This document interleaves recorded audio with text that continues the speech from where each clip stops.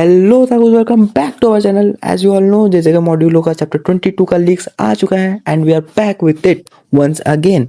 Well, आज के video में मैं कवर करने वाला हूँ चैप्टर 21 एंड चैप्टर 22 बिकॉज मैंने चैप्टर 21 पुराने वाले वीडियो में कवर नहीं किया था। तो चलो शुरू करते हैं। स्टार्टिंग पैनल में हम देखते हैं हमारे मारू और हमारी माँ की मम्मी का कन्वर्सेशन। वेल, ये पास्ट का कन्वर्सेशन है जब मारू छोटा बच्चा था एंड हमारी माँ की मम्मी जिंदा थी। वेल, माँ की मम्मी हमारी सुरुगी को बोलती है कि कभी भी पावर के चक्कर में अपने जो लव्ड वंस हैं उनको बिल्कुल भी नहीं खोना। वेल, क्योंकि ये जो पावर होती है जो अपने लव्ड वंस को खोने के बाद उनको मिलती है, ये एक दोधारी तलवार की तरह होती है which is dangerous for you also. इसलिए वैसी कोई भी चीज लूज नहीं करना जिसको एक्चुअल में तुम्हारी जरूरत हो। फिर हमारी माँ की मम्मी याद करी होती है उसकी बहन माई को। वेल, अगर किसी ने जैसे कि सीजन 3 नहीं देखा तो उसके लिए मैं बता दूं, माकी की जो बहन होती है वो खुद को सैक्रिफाइस कर देती है माकी को एकदम तोजी जैसा बनाने के लिए। माकी ये भी बोलती है कि आज तक ऐसा एक भी दिन नहीं गया जब मैंने अपनी बहन को याद नहीं किया है। एंड ये सब बोलते बोलते और याद करते करते माकी रोने लगती है, जिसको देख के हमारा नन्हा सुरुगी वो भी रोने लगता है। फिर अपन प्रेजेंट टाइमलाइन में आता है जहाँ पे मारू और सुरुगी का फाइट चल रहा था, जहाँ पे हम देखते हैं सुरुगी ने मारू पे अटैक नहीं किया होता है।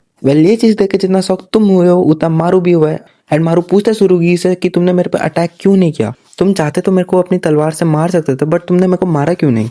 जिसके रिप्लाई में सुरुगी बोलता है कि मैं ऐसा कुछ भी नहीं करना चाहता था जिसकी वजह से मेरे को बाद में गिल्ट हो एंड मेरे को लगा ये जो मैं करने जा रहा हूँ ये बहुत ही ज्यादा गलत है। जिसके रिप्लाई में मारू उसको बोलता है कि ये समय नहीं है सही और गलत सोचने का। जिसके रिप्लाई में सुरुगी उसको बोलता है कि मेरे को पता है बट मेरे को जो सही लगा मैंने वही किया। एंड इसी के साथ सुरुगी बेहोश हो जाता है। फिर मारू मनी मन सोचने लगता है कि इन अर्थलिंग्स की भी क्या ही गलती है, हम ही इधर आके इन सबको इतनी दिक्कत दे रहे हैं, ये तो अपना अच्छे से जी रहे थे बट हम क्या ही कर सकते हैं, हमसे भी हमारा घर छीन लिया गया, हमारे पास तो कोई जगह भी नहीं है रहने के लिए, हम जैसे लोगों का क्या होगा। ये सब बातें जब मारू बोल के रो रहा होता है तभी हम देखते हैं रिका का जो सोल होता है वो भी उसको देख ही रहा होता है। फिर हम देखते हैं सिमोरियंस का स्पेसशिप जहाँ पे एक गैलियन को हम देख सकते हैं जिसने अपना थर्ड आई ओपन कर लिया होता है। एंड तभी सीन होता है कट एंड हम आ जाते हैं माहौरा और डाबरा के फाइट में, जहाँ पे डाबरा सेंस करता है कि मारू के साथ कुछ ना कुछ तो हुआ है। एंड ये सब सोचते सोचते वो एक और चीज सोच रहा होता है कि जो एनर्जी इधर है उसको कन्वर्ट करके बैरियर में वो बना सकता है या नहीं। वेल, ये सब जब वो सोच रहा होता है तो वो देखता है माहौरा को जिसका व्हील अभी भी स्पिन कर रहा होता है। एंड ये देख के वो बहुत ज्यादा किलस जाता है एंड डाबरा समझ जाता है माहौरा का इस चीज को भी अडेप्ट कर रहा है धीरे धीरे। वेल, यहाँ पे माहौरा का डाबरा के कष्ट एनर्जी को अडेप्ट नहीं कर रहा था, ये पूरे उसके एग्जिस्टेंस को ही अडेप्ट कर रहा था। पर तभी हम देखते हैं डाबरा का डोमेन एक्सपेंशन बाय डैम। फिर सीन होता है कट एंड हाँ, इनका फाइट नहीं दिखाया गया बट कोई नहीं। फिर सीन होता है कट एंड हम आ जाता है अपने यूजी पे, जहाँ पे हम देखते हैं उसके सामने एक बहुत ही बड़ा गैलियन सो रहा होता है। इस गैलियन को ये सारे सिमोरियंस पूजा करते हैं। वेल, तुम अभी सोच रहे हो कि यूजी और मारू एक साथ कैसे आ गए। वेल, ये चीज मांगा में नहीं दिखाया गया है, सो भाई मैं नहीं बता सकता कि एक्चुअल में इधर हुआ क्या। वेल, मारू यूजी को बता रहा होता है इस गैलियन के बारे में बट यूजी रिप्लाई करता है उसको इस गैलियन के बारे में सब पता है, उसको एक तोड़ो नाम के बंदे ने इस गैलियन के बारे में बताया था। और तुमको नहीं पता तोड़ो कौन है, इज मॉमी लवर। तोड़ो भाई a score once again. Well, इधर से हम जान सकते हैं जो गैलियन है ये लॉन्गेस्ट लिव गैलियन है, इसलिए इसको वर्शिप किया जाता है। एंड यूजी सोच रहा होता है मारू इधर उसको लेके आया क्यों है। वेल, मारू उसके रिप्लाई में बोलता है कि ये जगह यूजी के लिए बहुत ही ज्यादा सुटेबल है और ये चीज मारू के टेक्निक ने उसको बताया है। मतलब सोच रहे हो मारू का टेक्निक कितना ज्यादा पावरफुल है। मैं तुमको ये बता दूं, ये जगह आफ्टर लाइफ के बाद आता है, लाइक जहाँ पे सोल्स वगैरह हैं। फिर यूजी पूछता है कि मारू के इंटेंशन क्या है यूजी के साथ। फिर से गंदी सोच। वाह क्या एक्टिंग कर रहा है। मारू बोलता है यूजी को कि मैं तुम्हारी मदद से एक ऐसा दुनिया बनाऊंगा जहाँ पे सिमोरियंस एंड ह्यूमंस दोनों एक साथ शांति से रह सके। फिर मारू यूजी को बोलता है कि तुम्हारे जो थॉट्स हैं इन सब चीजों पे वो तुम मेरे को शेयर करो, बिकॉज मारू यूजी को एज ह्यूमंस का रिप्रेजेंटेटिव कंसिडर कर रहा था एंड मारू खुद सिमोरियंस का रिप्रेजेंटेटिव बन के यूजी के पास आया था। वेल, इधर मारू यूजी से हारमोनी के बारे में क्वेश्चन कर रहा था कि तुम्हारे लिए हारमोनी का मतलब क्या होता है। जिसके रिप्लाई में यूजी मारू को ही क्रॉस क्वेश्चन कर लेते कि तुम्हारे अकॉर्डिंग हारमोनी का मतलब क्या होता है। जिसके रिप्लाई में मारू बोलता है कि एक ऐसी दुनिया जहाँ पे कर्स स्पिरिट एग्जिस्ट ही ना करती हो। जिसको सुनकर यूजी ऑब्वियसली बहुत ज्यादा शॉक हो जाता है एंड इसलिए वो मारू को एक बुक दे देता है जो बुक उसको चोसो ने दिया था, बिकॉज चोसो का भी सपना यही था कि एक ऐसी जगह जहाँ पे कोई भी कर्स स्पिरिट ना हो। वेल, इस बुक को लेकर मारू बहुत ही ज्यादा खुश हो जाता है। मारू को लग रहा होता है कि यूजी उसको मना कर देगा या कुछ, बट यूजी उसका साथ दिया जिसकी वजह से मारू बहुत ही ज्यादा खुश हो गया। वेल, अभी के पैनल्स देख के तुम कंफ्यूज बिल्कुल नहीं होना, बिकॉज ये जो भी सारे व्हाइट लोग है वो सारे यूजी है। एआई को मैंने जो बोला था उसने गुड गोबर कर दिया पूरा, बट कोई नहीं, काम चला लेना बिकॉज तुम्हारे भाई के पास पैसा नहीं है भाई सब्सक्रिप्शन लेने का चैट जीपीटी का, क्या ही कर सकता है। ये सब कन्वर्सेशन के बीच हमको एक आवाज सुनाई देती है एक रूम से, जहाँ पे मारू और हमारे यूजी एंटर करते हैं एंड हम उधर एक इंसान को देखते हैं। यस, तुम थंबनेल देख के जान गए होगे, इट्स माहितो। माहितो यूजी को देख के बोलने लगता है, तुम इतना ज्यादा लेट क्यों आए हो, मैं तुम्हारा इतने सालों से वेट कर रहा था। वेल तुम मेरे को बताओ कि तुम कैसे मरे एंड ऑल। जब तक यूजी नहीं मरेगा तब तक वो भी नहीं मर सकता। फिर माहितो रियलाइज करता है कि यूजी अभी तक मरा नहीं है, तो वो एकदम शॉक हो जाता है। माहितो यूजी से क्वेश्चन करने लगता है कि तुम अभी तक मरे कैसे नहीं, तुम इधर कैसे आ गए। जिसके रिप्लाई में यूजी उसको बोलता है कि मैं मरा नहीं हूँ, मेरे को इधर बुलाया गया है। फिर मारू यूजी को बोलता है कि चलो काम शुरू करता है। And with this chapter 21 ends here. Well अगर तुम्हारा अभी भी कंफ्यूजन है कि ये कौन सी जगह पे है ये तीनों लोग, ये लाइफ एंड डेथ के रेल्म में है। वेल चैप्टर 22 का नाम है the crossroads of soul. Chapter वहीं पे शुरू होता है जहाँ पे वो एंड हुआ था, वो था हमारा मारू, यूजी एंड माहितो। यूजी बोलता है मारू को कि मेरे को समझ आ गया है रफली कि तुम क्या करना चाहते हो। जापान में जितने भी सारे लोग हैं तुम उनकी सोल्स को रिसेप करना चाहते हो, जैसे और कर्स स्पिरिट बॉर्न ही ना हो। जिसके रिप्लाई में मारू उसको हाँ बोलता है कि मैं ऐसा ही कुछ करने वाला हूँ जिसके लिए हमको माहितो की बहुत ज्यादा जरूरत है। एंड ये जो स्पेसशिप है इसके मदद से हम ये काम पॉसिबल कर सकते हैं। जिसके रिप्लाई में यूजी उसको बोले क्या तुम श्योरली ये कर सकते हो। एंड मारू बोलता है हाँ मैं ये कर सकता हूँ। फिर यूजी बोलता है ये सब जुगेशनल रिचुअल की वजह से हो सकता है। आई सी। तो मारू बोलता है कि हाँ ये हो सकता है, तो क्या हम शुरू करें। जिसके रिप्लाई में यूजी बोलता है कि हाँ शुरू करते हैं। पर मारू बोलता है ये ऐसा इंसान नहीं है जो एक बार में मान जाए, तो क्या मैं इसको हैंडल करूं। पर यूजी बोलता है नहीं तुम इसको हैंडल नहीं करो, इसके साथ मेरा थोड़ा पुराना रहता है, इसको मैं ही हैंडल करूंगा। पर क्या अगर मैं इसको हैंडल करने के चक्कर में गलती से इसको मार दूं तो क्या कोई दिक्कत तो नहीं होगा, बिकॉज इसका जरूरत है हमको। जिसके रिप्लाई में मारू उसको बोलते हैं कि नहीं ये नहीं मरेगा, बिकॉज इधर कोई भी सोल नहीं मरती है, बिकॉज इन लोग के पास फिजिकल बॉडी नहीं है तो ये इधर नहीं मर सकते। जिसको सुन के यूजी माहितो के पास जाता है एंड बोलता है क्या हम शुरू करें। Well my Yuji naughty boy, तुम क्या करना चाहते हो। Good question, you are a good question. Well इतना सब सुनने के बाद सडनली माहितो यूजी पे अटैक करने का ट्राई करता है, जिसको यूजी अपना सिंपली डॉज कर लेता है और उसके दोनों हाथ अभी भी पॉकेट्स में है। ये बंदा कितना ज्यादा ऑरा फार्म करेगा, मेरे को पता कितना ज्यादा ही ऑरा फार्म करेगा।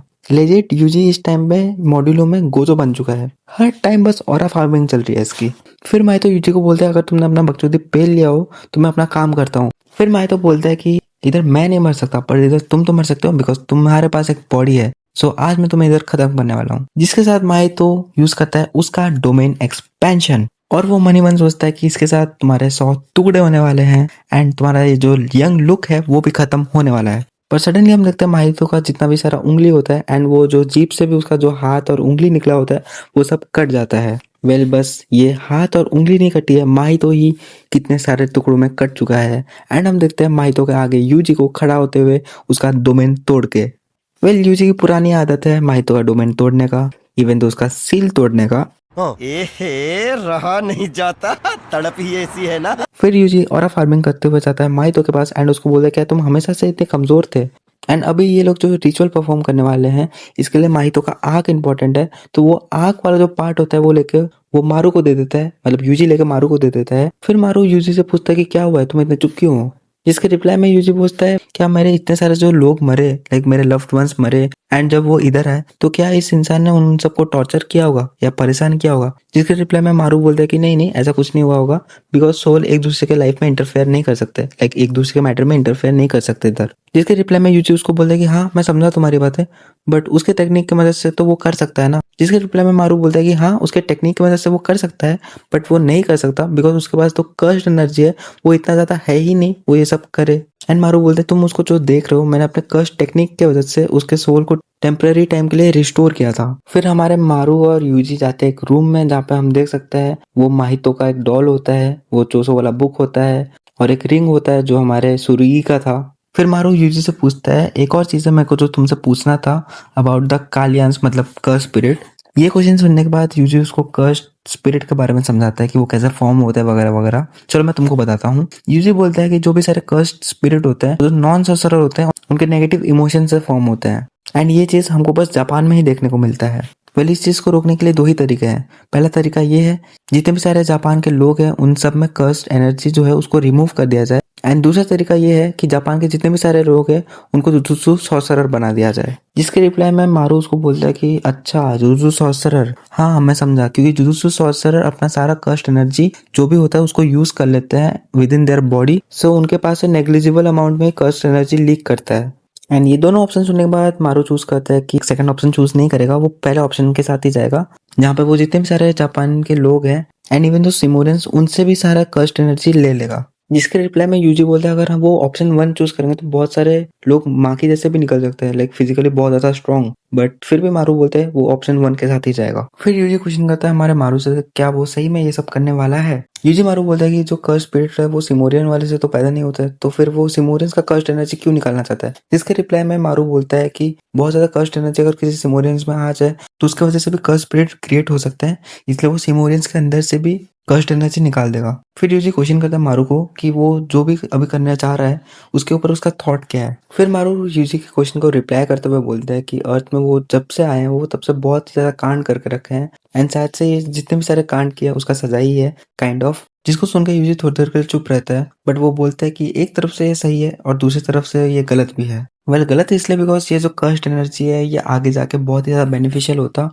लाइक लोगों के लिए, बिकॉज ये इसको एज अ रिसोर्स यूज कर सकते थे इन फ्यूचर जब कोई भी रिसोर्सेस अवेलेबल नहीं होगा उन लोग के लिए, एंड इस इकलौते रिसोर्स को भी उनसे छीन लेना ये सही नहीं है। एंड इवन दो ये लोग अभी जो भी कर्स्ड एनर्जी रिमूव करने वाले हैं लोगों के अंदर से ये उनके बिना परमिशन के है, तो ये भी कोई तारीफ करने जैसी चीज नहीं है। वेल यूजी की बातें सुन के मारू एक्चुअल में बहुत ज्यादा कंफ्यूज हो जाता है, वो समझ नहीं पाता कि उसको क्या करना चाहिए क्या नहीं, एंड तभी यूजी साइलेंस ब्रेक करके बोलता है कोई नहीं हम दोनों ये मिलकर करने वाले हैं। फिर यूजी क्वेश्चन करता है अगर इस दुनिया से कर्स्ड एनर्जी चली जाए तो क्या वो एज करना शुरू कर देगा।